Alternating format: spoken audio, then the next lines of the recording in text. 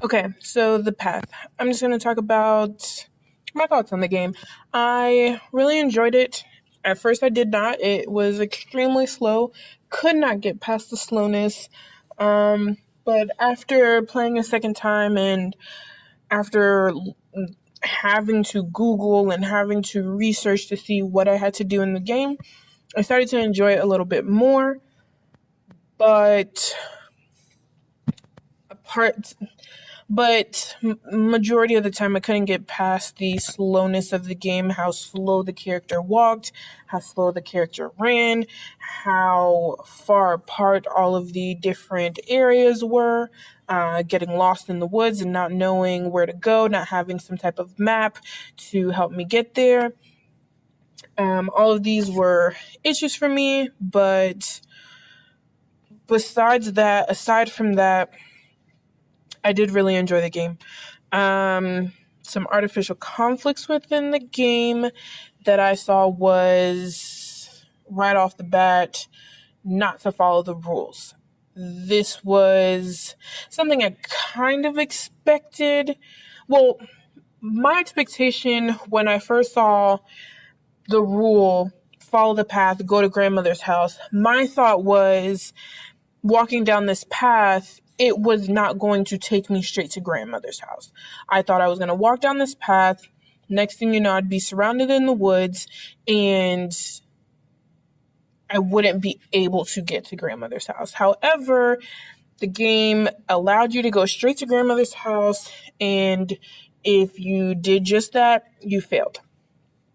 And that confused me, and it was hard to understand. And the thought of, oh, just go into the woods was not clear to me. So after doing some research and seeing, oh, don't follow the path, go into the woods, that's what you have to do to succeed. It was just a conflict for me on game design and the fact that you follow rules when you play a game. If the game tells you A is to jump, B is to run, then that is what happens. But as soon as you say, you know, if you give me a goal and I do that goal and I failed, what was the point of telling me to do that goal? I think the game could have better communicated to me that I needed to not follow the rules. I think that was something the game really failed to communicate with me. I don't believe that if you're going to play a game, you have to research it before playing it. Maybe, more gamers would think, hey, I'm going to not do what you're telling me to do. They're going to get it that, hey, clearly I went on the path and I failed. I need to do else. I need to go elsewhere. I need to go into the woods. Fine. But even then, going into the woods, what you have to do in the woods, what the goal of the game is, was not clearly stated to me, unless I just did not read the instructions.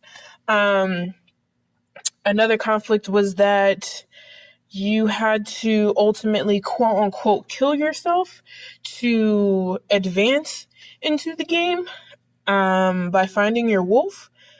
I thought it's hard to play a game and fail in order to succeed. Again, I thought this was something that wasn't clearly communicated to me, but I guess it led to a pretty good narrative and a pretty good gameplay. And another conflict that I thought of within the game is whether or not to continue. There was a moment I was playing with one character and I could not find her wolf. I walked around to all of the different scenes that I could find or settings that I could find out there, and I could not find her wolf.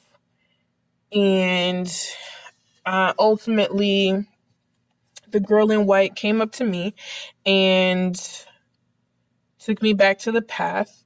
And I thought, okay, well, maybe she didn't have a wolf. Maybe I'm in the clear. I go to grandmother's house and I still failed. So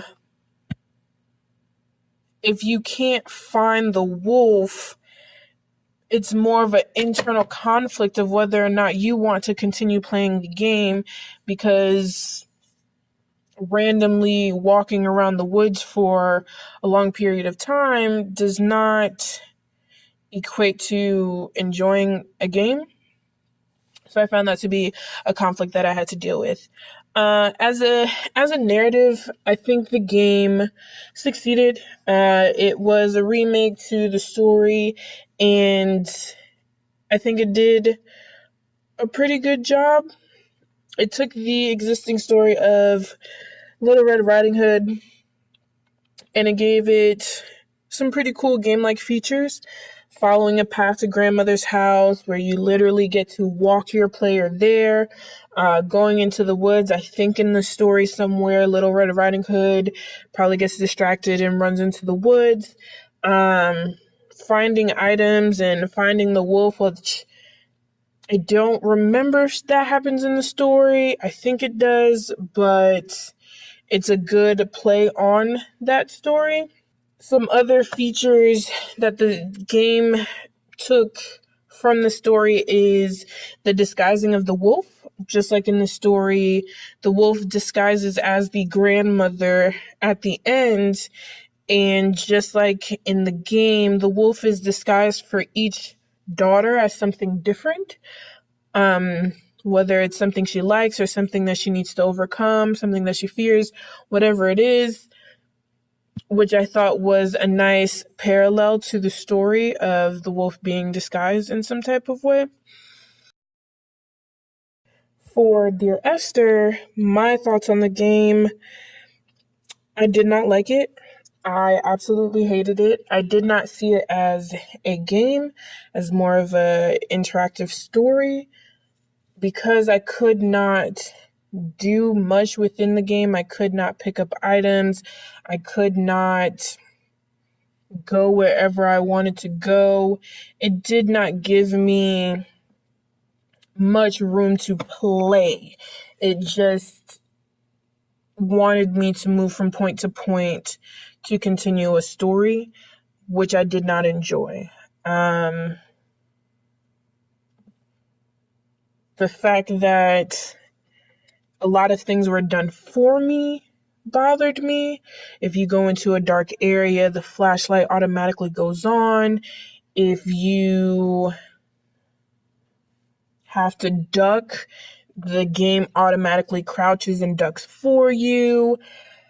If you need to swim, the game automatically swims for you, however you drown if you go into the water. Like, it did not give me room to play a game, to experience the area that I wanted, the way that I wanted to experience it.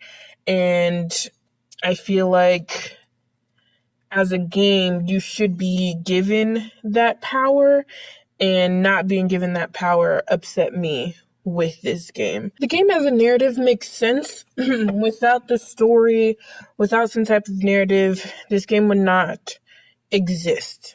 It is all narrative, no game.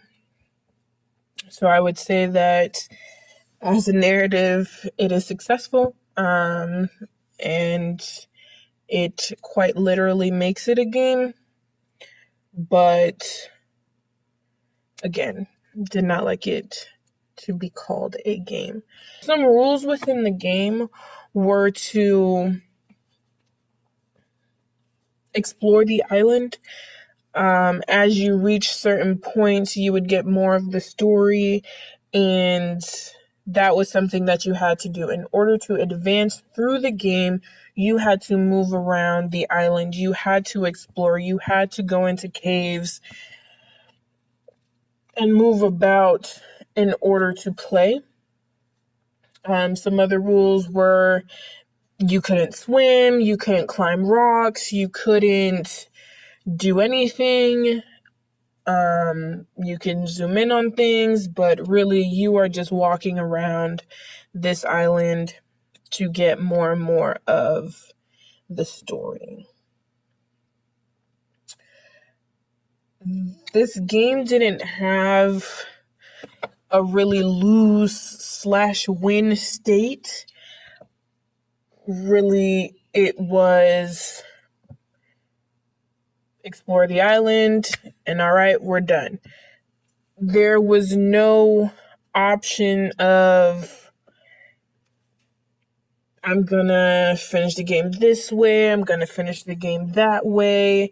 There was no other outcome that could have happened in the game, which again makes me say that it is just a glorified book, a glorified storytelling system, because there was no game. Anyone who plays the game will play the game pretty much the same way or will get the same outcome no matter what.